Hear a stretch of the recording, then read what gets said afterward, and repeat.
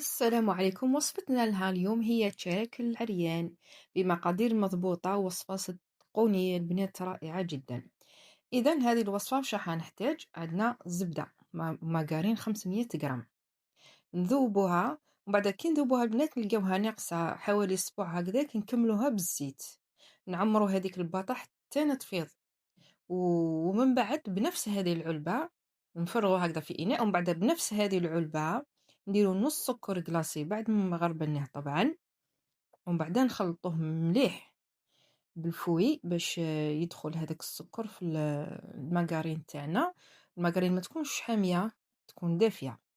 نخلطوها هكذا مليح مليح، ومن بعد نروحوا نغربلو الفارينة، نديرو قبل لافاني ملعقة تاع لافاني، وبنفس الكيلة أيضا هذيك الباطا تاع الماغارين كيلو بها الفارينة. عندنا 6 كيلات فارينة.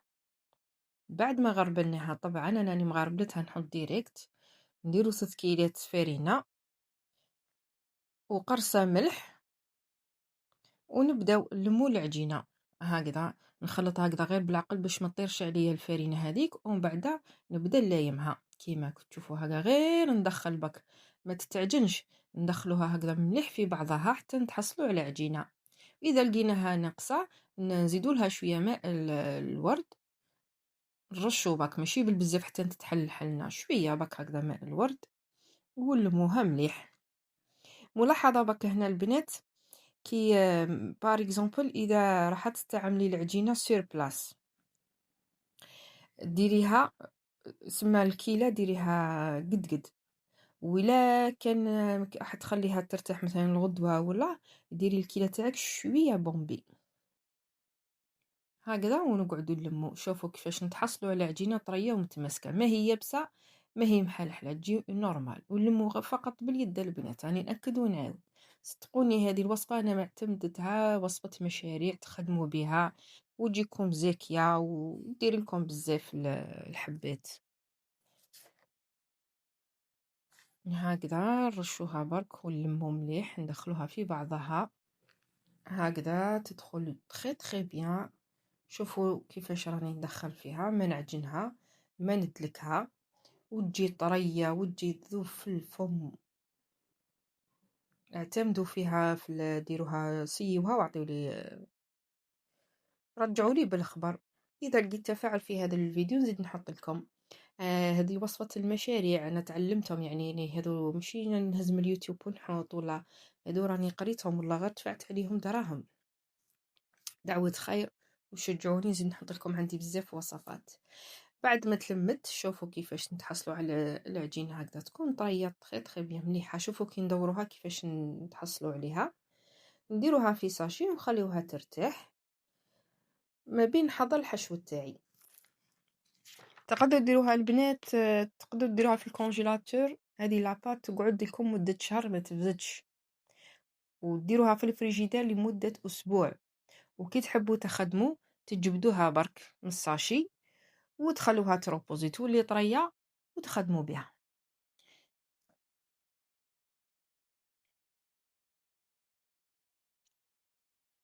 ومن بعد نروحو نحضروا الحشو. عندنا كيلة، توجور نديرو بالكيلة، انا كيلت بهذا الكيس كيلة لوز وكاوكاو، ولا انا ما نقولكمش كاوكاو باقوليات، انا نخدم بالكاوكاو بصح في هذه الوصفه درت اللوز. ديروا 6 كيلات لوز او كاوكاو او جوز ولا واش تحبوا. اذا واش عندنا 6 كيلات لوز ونص كيلة سكر عادي، نعجنوه بالماء زهر وندلكوه مليح حتى تولي عندنا كي شغل العجينه طريه. والكاوكاو هنا اللوز البنات والكاوكاو او الحشو اللي حديروه ايا كان لازم يكون مرحي رقيق، ما يكونش خشين، لازم يكون رقيق. والسكر طبعا العادي نورمال هذاك نديروه في الحليب ونعجنو هكا ونديرو غير بشويه من الزهره سينو تتحلحل لنا. نقطرو هكا نرشو ونلمو نرشو ونلمو حتى تولي عندنا عجينه طريه، حشو طري عفوا، نغلط خطا كل خطا نقول لكم عجينه. الحشو تاعنا يكون طري. من بعد نحطوه اكوتي تاني، بعد ما نخلصو نحطوه اكوتي نلموه بك هكذا مليح. تلفت لي الهضره البنات.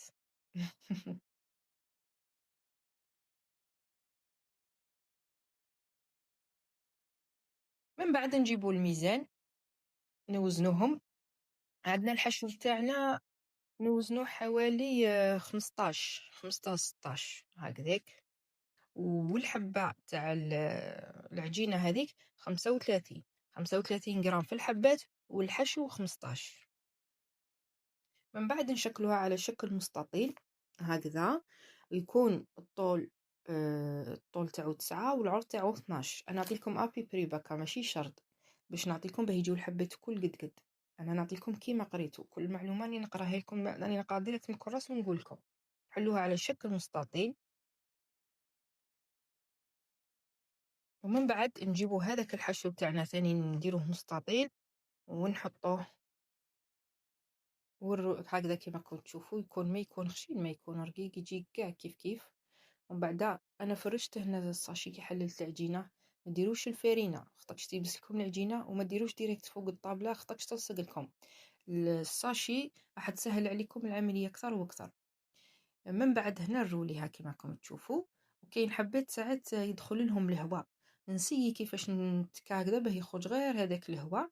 ومن بعد نسكرها على الجوانب من ومن ونعدلها. في الوسط نديرها شوي خشينه، وفي لي كوتي من ومن يجي شويه رقيقه. عينك هي مزيان كما كنت تشوفوا هكذا، تعدليها من الحواشي باه ما يسيحش الحشو من بعد كطيب.